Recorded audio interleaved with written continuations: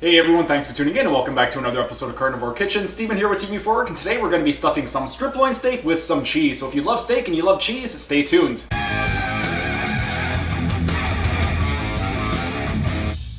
Right in front of me I have this sexy 2-inch striploin steak, and then right next to that I have some taleggio cheese. That's going to be the cheese I'm going to be using to stuff the striploin with. If you're not familiar with taleggio cheese, basically it smells like feet but it tastes so sweet, and if you're not a fan of smelly cheese, you can use whatever cheese you like. But let's go ahead and we're going to go ahead and stuff that striploin steak. Start by filling a large pot with hot water. Attach your sous vide device to the side of the pot and set it to your desired cooking temperature. While you wait for the water to heat up, prepare your steak by taking a knife and slicing a hole in the middle and then stuffing the hole with the cheese of your choice. For this steak, I'm using taleggio cheese. If you haven't already seasoned your steak, season it to your liking. For this steak, I prepared it with a 48-hour dry brine. If you're not sure how to dry brine a steak, click on the card in the top right corner. Once your steak has been prepared, place it in a vacuum bag, unfold the edges, and vacuum seal the bag.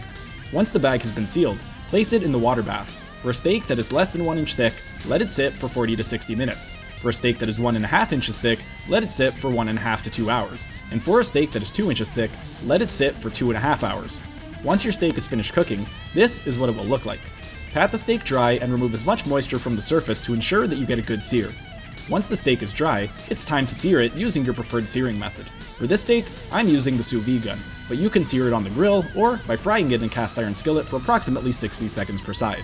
Now that the steak has been seared, it's time to eat. Alright, I'm excited to try this out. We got our cheese stuffed striploin steak, 2 inches thick, 130 degrees, medium rare, just the way I like it. Let's go ahead and see how it came out.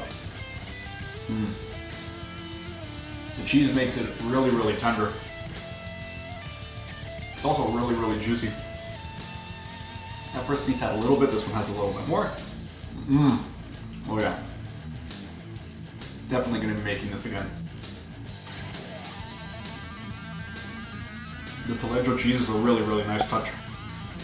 Anyway, I'm going to finish this off. I'm going to leave you guys for now. That's pretty much it. Next week, I am going to be showing you guys how to make some striploin burger buns. So if you love burgers, be out on the lookout for that one next week. But that's pretty much it. Take care, everybody.